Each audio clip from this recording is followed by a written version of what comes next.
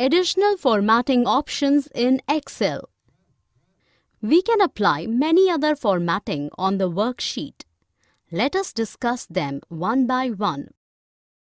Cell borders. We can add borders around the cell to make it more readable and give a clean look to the worksheet. This is helpful when a spreadsheet needs to be printed, because by default, cell grid lines do not appear when we print a document. Steps to add borders around the cells. Select the cell on which you want to apply borders. Then click on the Borders button. Choose a border style that you want to apply.